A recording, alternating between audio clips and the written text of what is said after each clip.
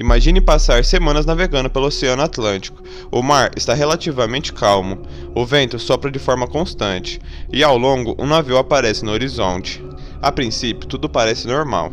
Suas velas continuam erguidas. O casco não representa sinais de grandes danos, e a embarcação segue seu curso lentamente, como se alguém ainda estivesse no comando. Mas existe um detalhe que imediatamente chama a atenção da tripulação que o observa. Ninguém aparece no convés. Nenhum marinheiro ajusta as velas. Nenhum oficial responde aos sinais feitos à distância. O navio simplesmente continua navegando, completamente sozinho.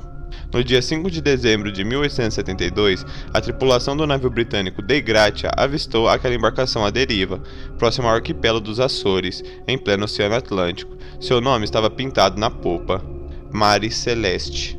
O capitão David Mori Rose observou o comportamento estranho do navio durante algum tempo. A embarcação mudava de direção de maneira irregular, como se estivesse sendo empurrada apenas pelo vento.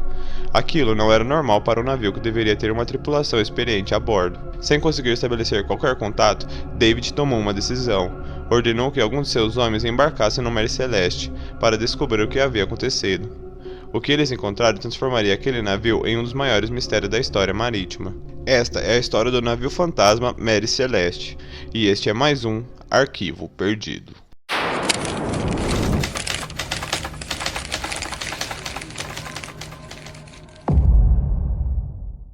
Quando os marinheiros subiram ao convés, perceberam imediatamente que havia algo profundamente errado. O navio estava vazio. Nenhum tripulante, nenhum passageiro, nem o capitão, nem sua esposa e nem sua pequena filha. As 10 pessoas que estavam a bordo haviam desaparecido. Mesmo assim, o Mare Celeste não parecia um navio destruído. As velas estavam parcialmente içadas.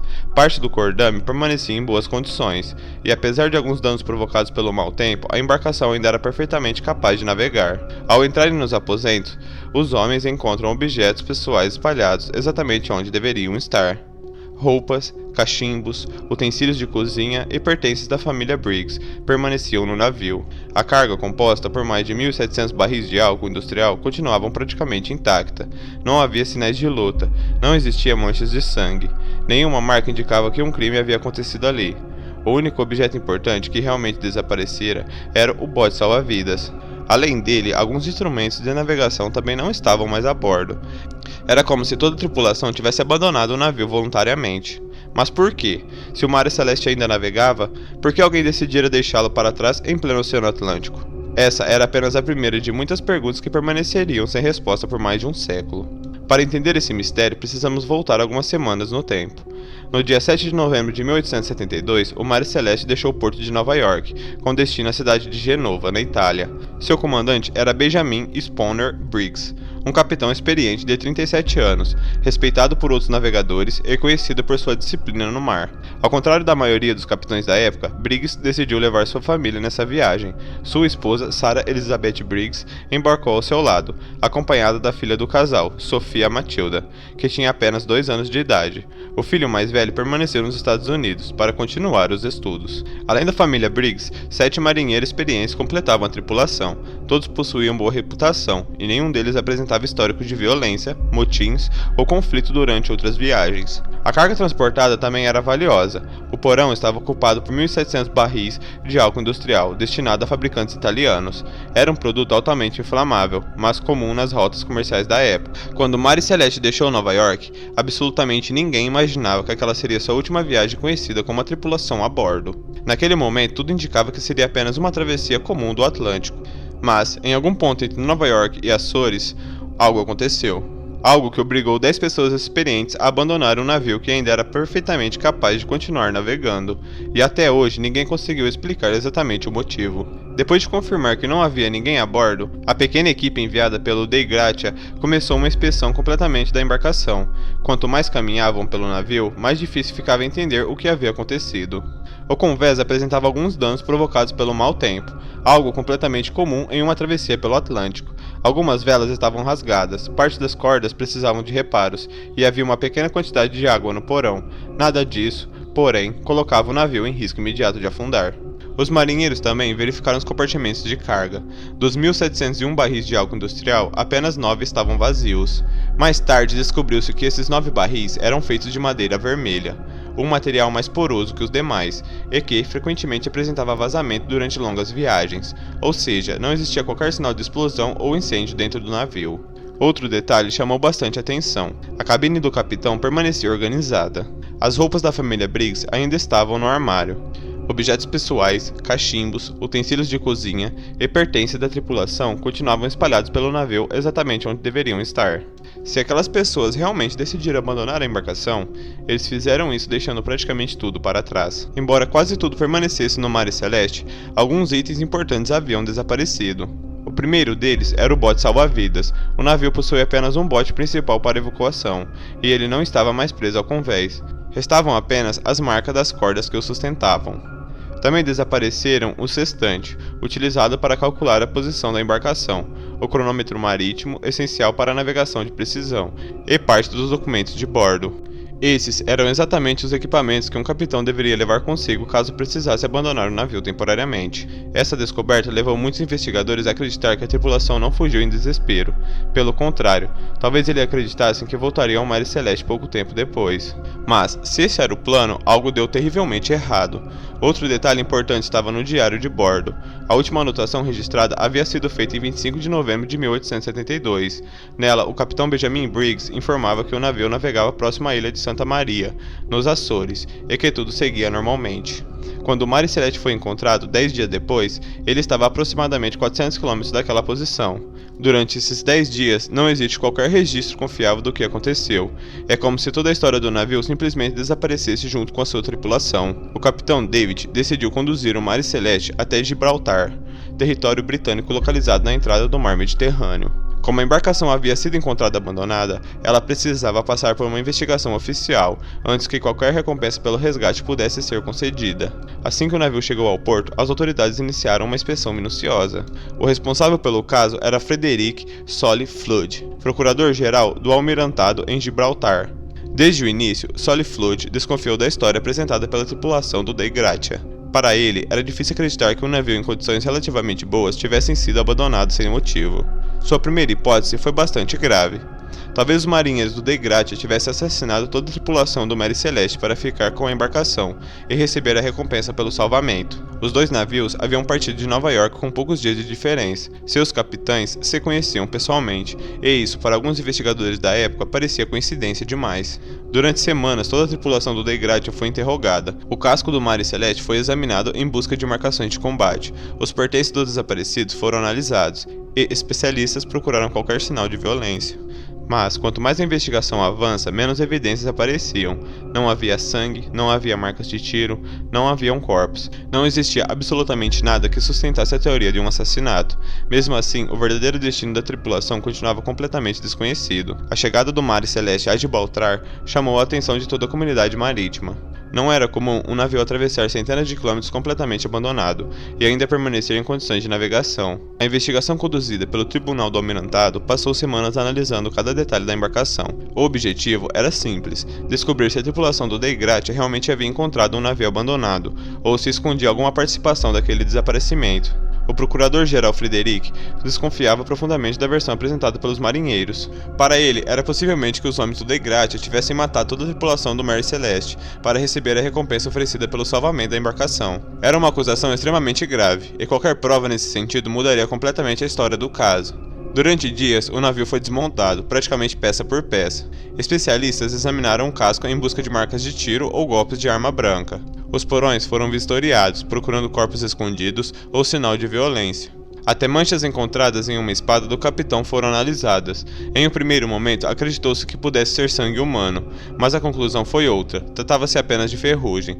Quanto mais a perícia avançava, mais a teoria do assassinato perdia força. Não existiam marcas de luta, nenhum móvel havia sido revirado. Os objetos de valor permaneciam no navio. Se alguém tivesse atacado aquelas 10 pessoas, teria feito isso sem deixar absolutamente nenhum vestígio. Era uma hipótese difícil de acreditar. Com a hipótese de homicídio enfraquecida, os investigadores passaram a concentrar seus esforços em outro ponto. Por que uma tripulação experiente abandonaria um navio que ainda era capaz de navegar? Essa pergunta parecia simples, mas quanto mais o Mar Celeste era analisado, mais difícil se tornava respondê-la. Havia aproximadamente 1 metro de água no porão. Para uma pessoa sem experiência no mar, isso poderia parecer um sinal de que a embarcação estava afundando. No entanto, capitães experientes sabiam que esse volume era relativamente comum em navios mercantes da época e não representava um risco imediato. As bombas utilizadas para retirar essa água apresentavam problemas de funcionamento, mas investigadores posteriores mostraram que uma delas continuava operando normalmente, ou seja, mesmo com esse defeito, dificilmente justificaria um abandono tão precipitado. Outro detalhe importante dizia respeito à carga. Os barris transportavam álcool industrial altamente concentrado.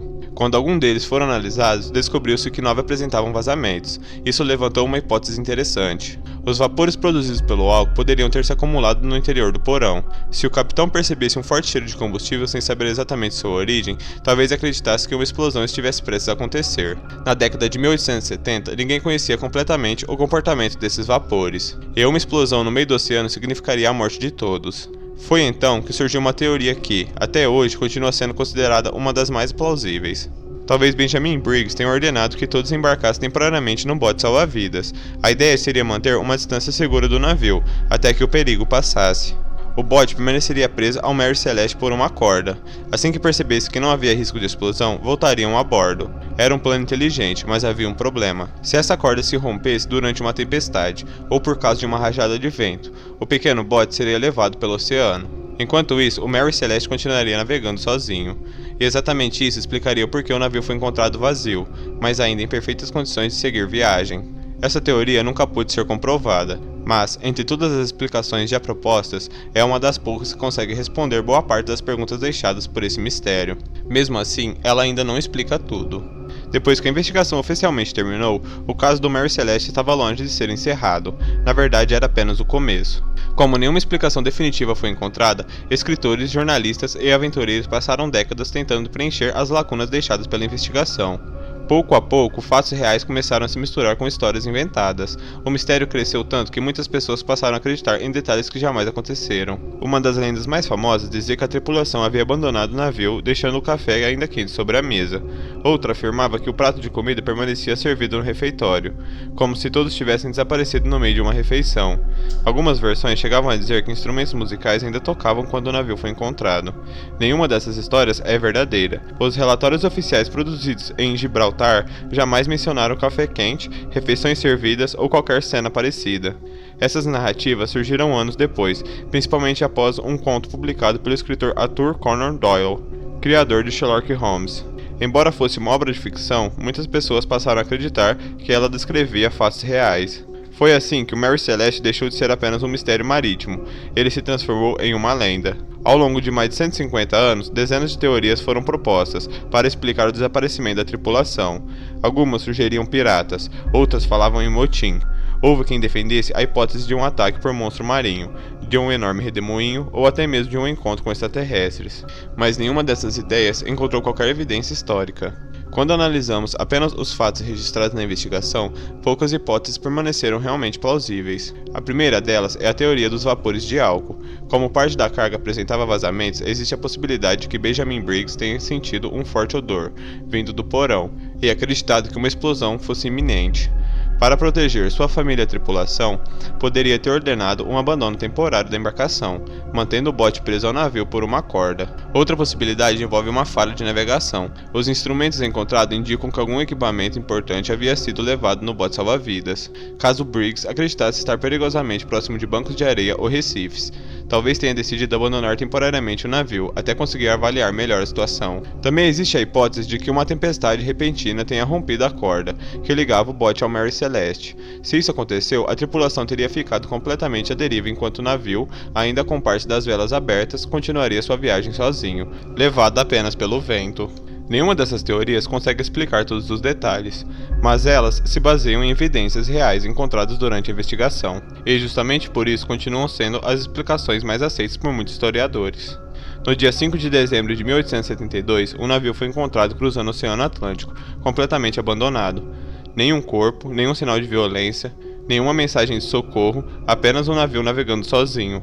Mais de 150 anos se passaram desde então. A embarcação foi cuidadosamente investigada, documentos foram analisados, especialistas estudaram cada detalhe da viagem. Mesmo assim, ninguém conseguiu responder a pergunta mais importante: por que 10 pessoas experientes abandonariam um navio que ainda poderia navegar? Será que Benjamin Briggs tomou uma decisão desesperada acreditando que salvaria sua família? Será que um pequeno erro de cálculo transformou uma simples medida de segurança em uma tragédia? Ou existe algum detalhe daquela viagem que jamais será descoberto? Talvez a resposta tenha desaparecido junto com o bote salva-vidas. Talvez continue escondido em algum ponto do Oceano Atlântico. Ou talvez o Mare Celeste esteja destinado a permanecer para sempre como o navio fantasma mais famoso da história. Agora, eu quero saber a sua opinião. Qual teoria faz mais sentido para você? Você acredita que a tripulação abandonou o navio voluntariamente? Ou acha que existe uma explicação que nunca chegou ao conhecimento da investigação? Escreva suas teorias aqui nos comentários. E se você gosta de mistérios reais, investigações sem solução e histórias que desafiam qualquer explicação, inscreva-se no canal, porque alguns navios desaparecem, outros continuam navegando pela história, e este foi mais um Arquivo Perdido.